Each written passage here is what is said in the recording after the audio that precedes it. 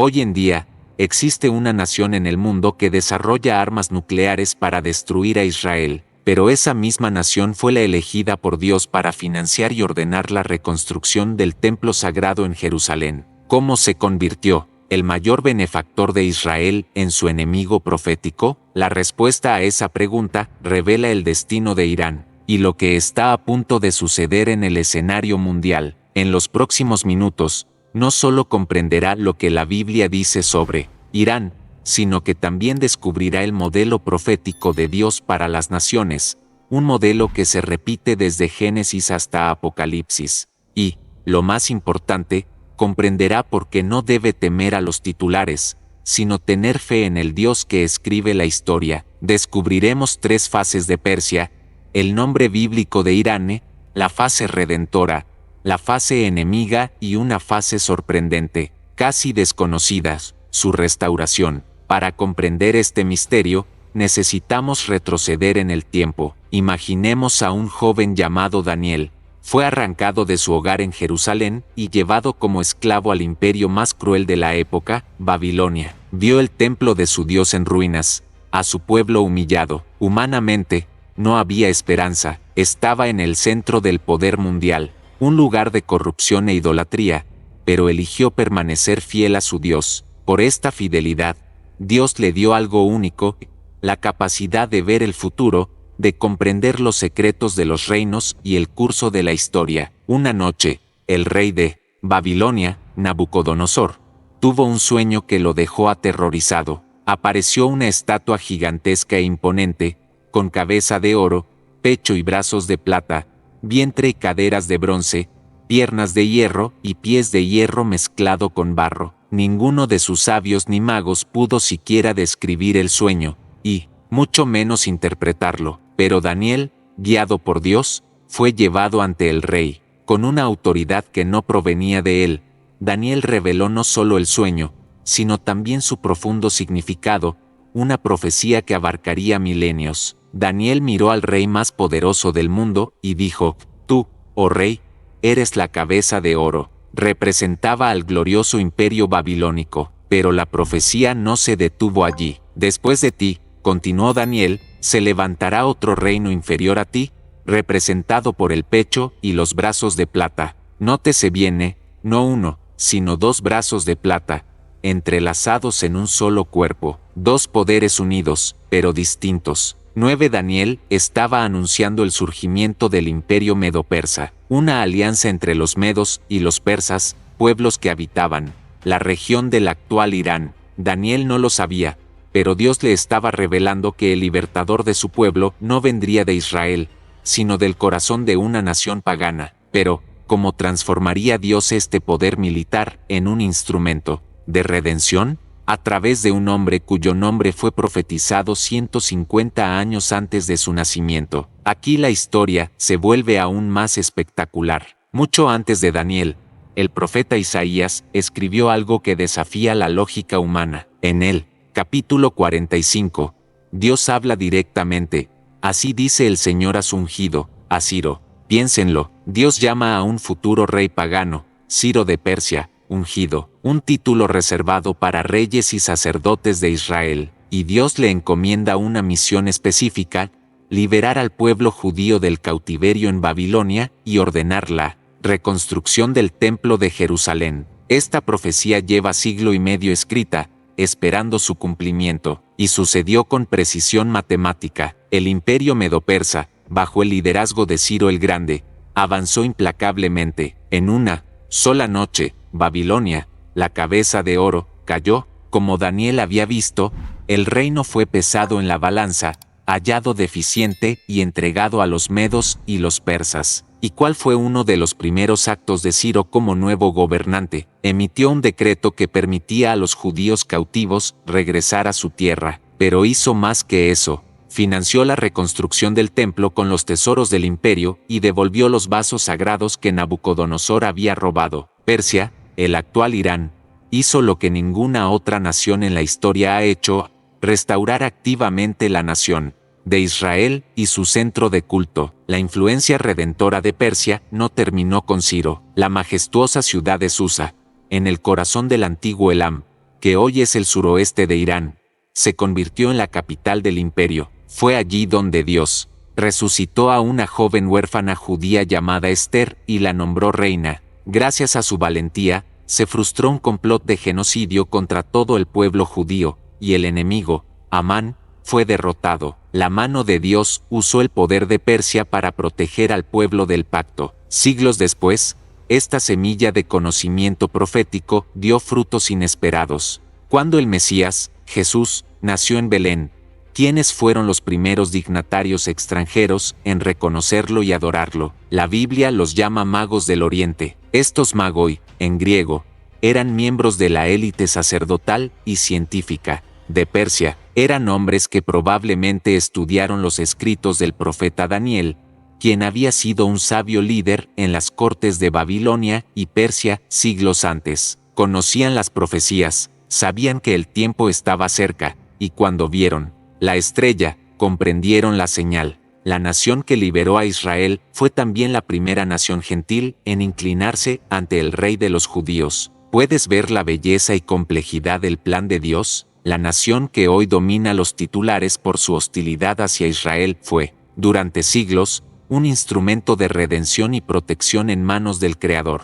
Pero si Persia fue tan crucial para el plan de Dios, ¿qué sucedió? ¿Por qué es Irán uno de los mayores adversarios de Israel hoy? La respuesta, una vez más, también reside en la profecía, y esta parte de la historia es oscura y apunta directamente a nuestros días. El profeta Ezequiel, contemporáneo de Daniel, también vivió el exilio en Babilonia. Tuvo una visión aterradora, descrita en los capítulos 38 y 39 de su libro, una visión del fin de los tiempos. Ezequiel describe una gran coalición de naciones que se alzará para atacar a la nación restaurada de Israel, que vive en aparente paz y seguridad. La profecía es explícita. Dios le dice a Ezequiel: pon tu rostro contra Gog de la tierra de Magog, y profetiza contra él. Gog es descrito como líder de una región al norte, que muchos eruditos asocian con la actual Rusia o una coalición euroasiática, pero lo aterrador es la lista de sus aliados. Ezequiel continúa la lista de quienes se unirán a este ataque final, y uno de los primeros nombres mencionados, uno de los principales socios en esta malvada alianza, es Persia. La misma nación que liberó y restauró a Israel formará parte de una alianza militar destinada a destruirlo. Otros nombres mencionados en la profecía incluyen Cus, Sudán, Put, Libia, Gomer y Togarma, regiones de la actual Turquía. Cuando observamos el mapa geopolítico actual, vemos algo impactante. Vemos a Irán, la actual Persia, forjando alianzas estratégicas y militares con las mismas naciones que Ezequiel mencionó hace más de 2500 años.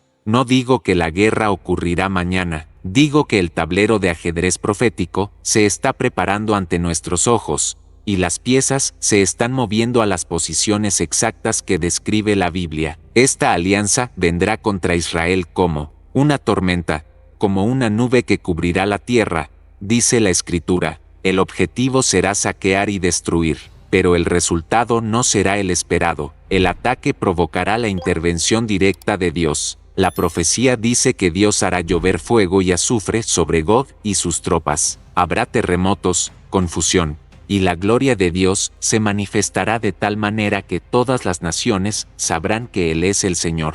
Será un juicio implacable, pero, ¿significa esto que Irán y Persia serán destruidos para siempre, sin esperanza? Hay una promesa olvidada, oculta en el libro del profeta Jeremías, que lo cambia todo y revela el corazón de Dios. Después de que Dios pronunció un juicio severo sobre Elam, la antigua región de Persia, a través de Jeremías, añadió una cláusula de misericordia que la mayoría de la gente nunca ha leído. En el capítulo 49, versículo 39, encontramos esta joya de esperanza: pero en los últimos días restauraré la cautividad de Elam, dice el Señor. El juicio no es la última palabra de Dios, la gracia sí lo es, incluso para la nación que se convertirá en un enemigo profético, que participará en el ataque final contra Israel. Existe una promesa de restauración. No se refiere a un gobierno, ni a un régimen político, se refiere a un pueblo, y la promesa apunta a los últimos días, el tiempo mismo de la guerra de Gog.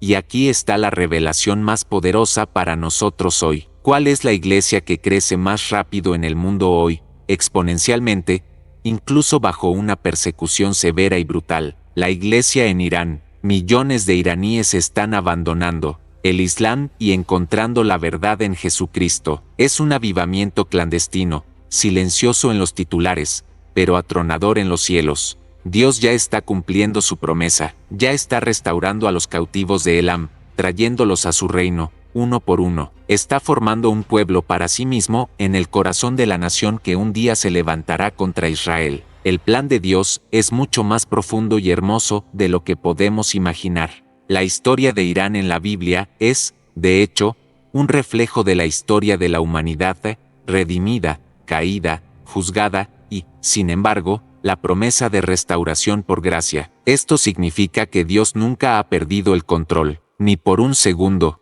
Él usa a las naciones para sus propósitos redentores. Les permite rebelarse para demostrar su juicio, y en medio del juicio, extiende su mano de gracia para salvar a un remanente para sí. La historia de Persia es prueba de que Dios escribe la historia con líneas rectas, incluso cuando los hombres y las naciones la tuercen. Él es soberano sobre los reyes de la tierra, sobre las alianzas militares y sobre los titulares de los periódicos. Padre, en el nombre de Jesús, venimos ante ti con asombro ante tu soberanía. Reconocemos el temor que las noticias pueden generar en nuestros corazones, pero hoy decidimos depositar nuestra fe en tu palabra, que es verdad y nunca falla. Declaramos que eres el Señor de la historia, el Rey de todas las naciones. Te pedimos que nos des discernimiento espiritual para comprender los tiempos que vivimos, no con miedo, sino con la sabiduría que viene de lo alto.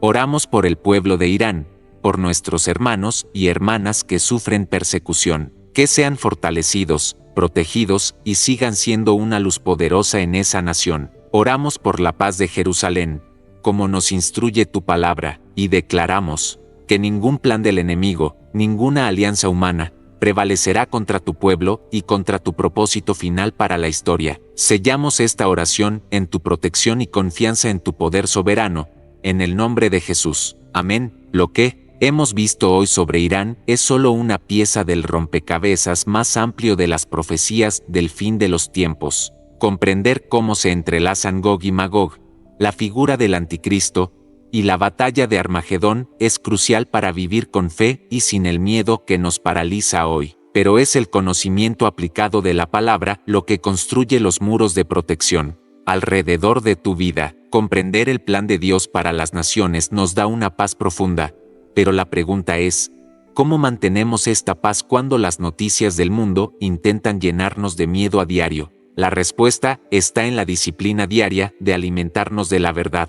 Por eso he preparado Guía Devocional, 15 minutos para proteger tu espíritu. No es una fórmula mágica, sino una manera práctica de fortalecer tu fe y transformar la ansiedad en confianza en la palabra en tan solo 15 minutos al día. Si quieres que la verdad de Dios sea tu fundamento diario, el enlace a la guía está en la descripción y en el primer comentario. Este no es solo un libro informativo, sino un manual de preparación espiritual. Si sentiste que este video te abrió los ojos a la soberanía de Dios sobre la historia, el mapa completo te espera. Es el siguiente paso natural en tu camino hacia la comprensión profética. El enlace al libro electrónico está aquí, en la descripción y también en el primer comentario. Será una bendición para tu vida. Y si este mensaje te ha bendecido, suscríbete al canal, deja tu comentario y compártelo con al menos 3 personas que necesiten escuchar esta verdad.